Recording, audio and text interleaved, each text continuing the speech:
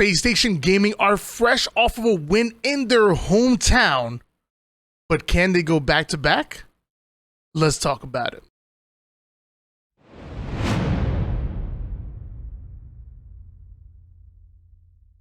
What's up, guys? This is Why Not Be Reckless, aka Why Not Be Casty. I'm one of the HCS commentators and now analyst going into Fort Worth, and we have another HCS report where today we're going to be talking about Space Station Gaming and what to expect coming from them and what we have seen so far in the past. We're going to actually go all the way back until Dreamhack Dallas to talk about what they did, where they're going, all that good stuff, and like I said, expectations. I love talking about Space Station Gaming. They're one of my favorite teams to talk about, and largely because I call them one of the cleanest teams in the league. In fact, the cleanest team in the league. And when I refer to that, I'm always talking about their win percentage. They always seemingly have a very high win percentage. For example, here at Dreamhack Dallas, a tournament where they didn't win, a 71.9% win percentage, only dropping 9 games, and in fact is the same win-loss record as FaZe, who, by the way, won that event. That's and you're gonna notice that trend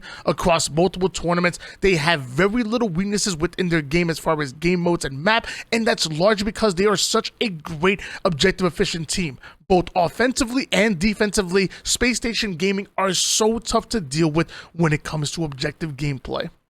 One thing we got to talk about with Space Station Gaming when it comes to stats right off the rip on the top of their win percentage is the fact that oftentimes this team will end up with a fairly low KDA. 1.01 for the whole team for the whole tournament isn't as high as, say, a team like, for example, FaZe, who oftentimes will end in a 1.10 or higher, in fact even a 1.15 in this event, and damage dealt always decent.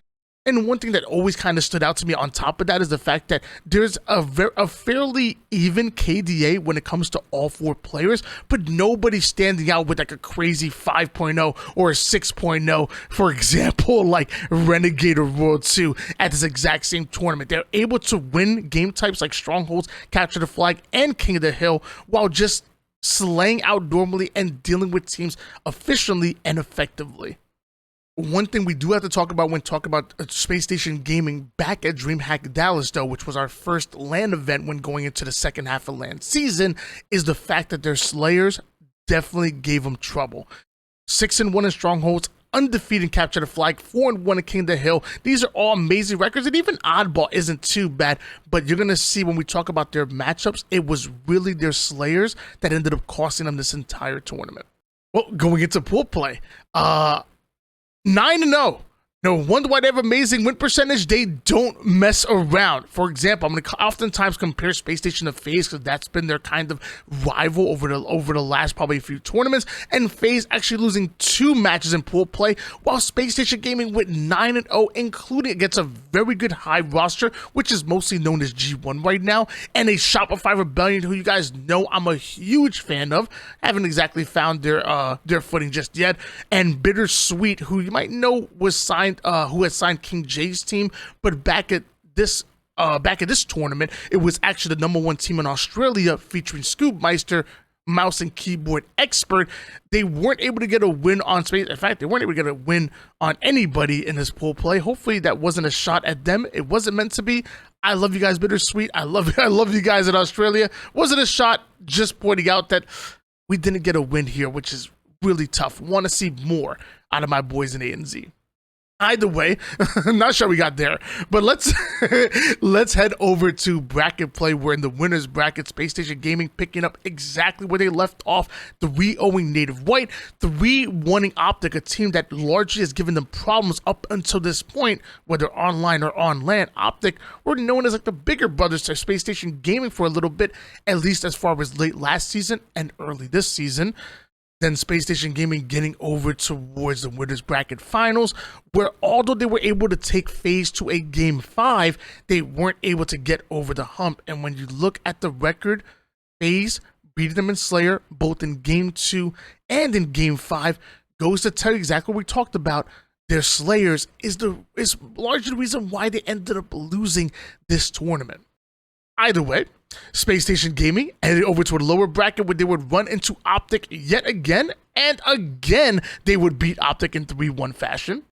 until making it into the grand finals where you go up against FaZe. Once again, the very team that knocked you down into the elimination bracket to begin with, you take them over to a game 7, and again, in that game 7, the Slayers were really biting you in the butt. You're able to take 1 of 3 in that game number 2, that SSG, but then the next 2 Slayers, Aquarius and Livefire, end up costing them the tournament. No matter how good that win percentage is, no matter how good you look against most teams, you had to go up against your biggest rival in FaZe up until this point, and you had to get over the hump.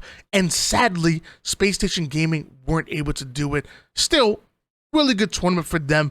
Again, like I said, we go back to a 71.9% win percentage, and their objective looked amazing, and even their map counts looked crazy, maybe except for Livefire, which they happened to run into FaZe and Optic on both of them on this very map, so it's going to be tough to match up against them.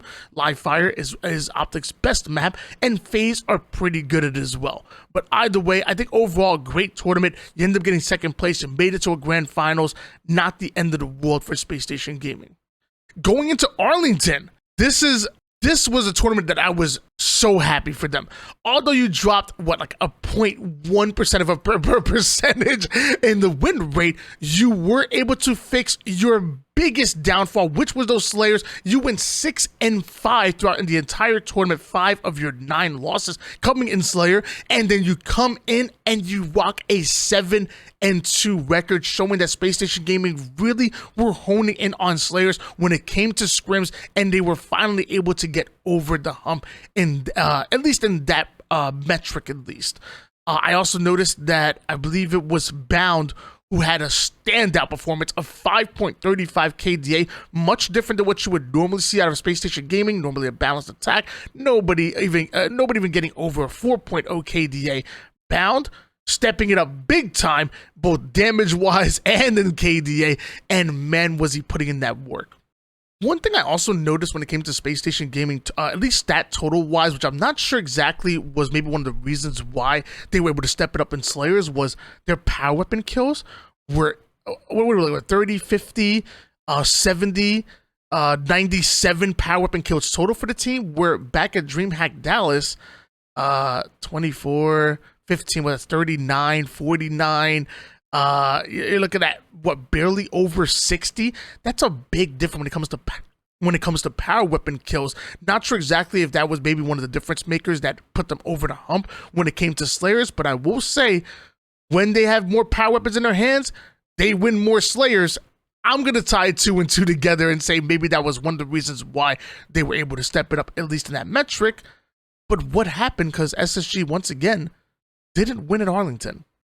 Space Station Gaming coming out hot once again in pool play, only losing 1 game against that G1 roster. They ended up 3-0ing that team known as Hive back at Dreamhack, but they were still a very good team, and in fact G1 were able to take 1 off of SSG. Still, 9-1 record, not bad for Space Station Gaming in pool play, and a large reason why they always have a very good win percentage. They come out swinging here in year 2 of Halo Infinite.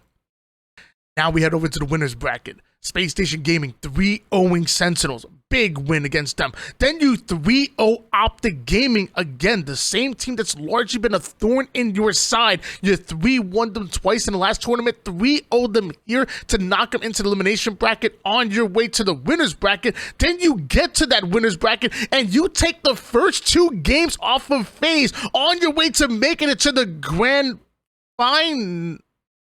Then you get reverse swept. Not exactly the best look here for Space Station Gaming, and honestly, I can only imagine that mentally, that must have been draining for Space Station Gaming to be up 2-0 in the winners bracket finals against your biggest rival. Optic being the second biggest, but I would say FaZe is their biggest rival up until this point. You have them. They've literally had your number every single LAN event so far leading up into this event, and you get reverse swept. And honestly, I think that was so mentally draining that even though you were able to 3-0 Quadrant, a very good Quadrant roster, luckily they didn't run into Strongholds. We know how good Quadrant are as Strongholds, and we know how momentum-driven they are. Maybe this could have been a different record if there was Strongholds as that game number 1 or even game 3, but you're 3-0 Quadrant, and you make it over to that Winners Bracket Finals, Grand Finals, and I'm going to be honest with you. Space Station Gaming didn't look like the same team. And I don't think the players or the org would admit it out loud, but I think after that reverse sweep, maybe there was a little bit of like a mental block. And maybe it's really little. Maybe like back of your mind type of stuff. But that stuff lingers. And maybe there's a little bit of a mental block with Space Station when they ran into this phase roster in that Grand Finals. Because like I said, they didn't look the same. Getting reverse swept in that Winners Bracket Finals might have been the end of the tournament for SSG, at least as far as winning goes. But on top of that, I will say, FaZe were looking diffy. Like, FaZe, I will say this, FaZe in that Grand Finals was the best FaZe team that we've seen in a very, very long time. It was absolutely dominant. I would argue that the best iteration of Final Boss couldn't beat this FaZe roster. I would argue that the Chicago Bulls couldn't beat this FaZe roster. This FaZe roster was beating any team in any sport. It didn't even matter the way that they looked in that Grand Final. So on top of SSG probably having maybe their worst performance, at least as far as the eyeball test, I would say FaZe had their best performance on top of that, which ended up leading to a 4-0 sweep in favor of FaZe to win the tournament. Then we make it to Salt Lake City. And at Salt Lake City, Space Station showed their ass. Because you already showed that you have an amazing win percentage no matter what tournament you play in. We already know they were that good. I call you the cleanest team in the league. I called FaZe the iciest team in the league. But this was pure dominance. 84.6% win percentage here for Space Station Gaming. Their Slayer looked phenomenal. Their good game types turned to great game types. Undefeated, Capture the Flag, and King of the Hill. Even taking 3 out of 5 on Strongholds. Their Slayer, which had been their weakest game type, was still one of their strongest here. And statistically, one of the best Slayer teams in the league, at least here in this tournament. Space Station Gaming showing that they can absolutely go off in the kills department. Stellar with a 6.15 KDA. Ridiculous. Both Bound and Penguin with 4.0 or above. This is a long ways away from when you made it from Dreamhack Dallas, where nobody had a 4.0 KDA. Everybody seemingly having a 4.0 KDA here at this event, and everyone was eating. You only took 4 losses. By the way, 1.12 KD, my gosh, crazy. You only took 4 losses. 2 of them were in pool play.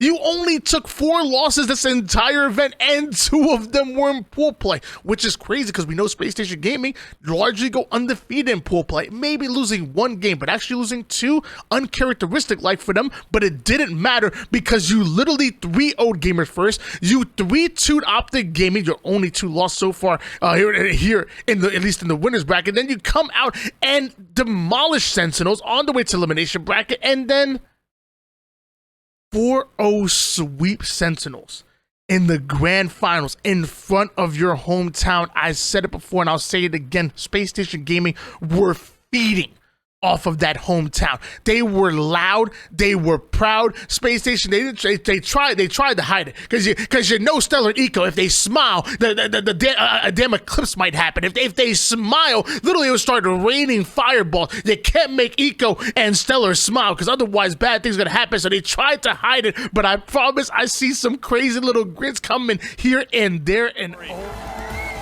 from seeing the documentary just yesterday for the first time, hearing about his story and his dreams in professional Halo.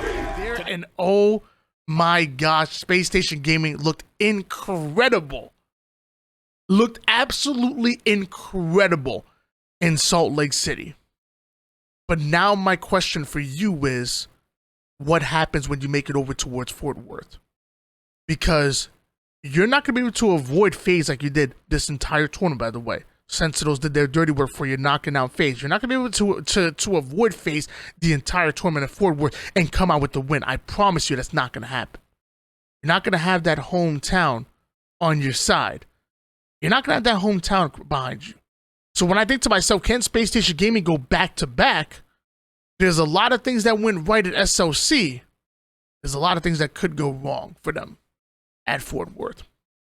Guys, that's your HCS report. Let me know in the comments down below what you guys think. Can Space Station Gaming go back-to-back, winning at SLC like they did just last tournament and winning in Fort Worth? Let me know in the comments down below. Don't forget to like, subscribe, all that good stuff. The more you interact with the video, the more YouTube will push it to other people who might like this type of content. And on top of that, I get rich. I'm poor right now. I need the money. All right, guys. I'll catch you later. Peace.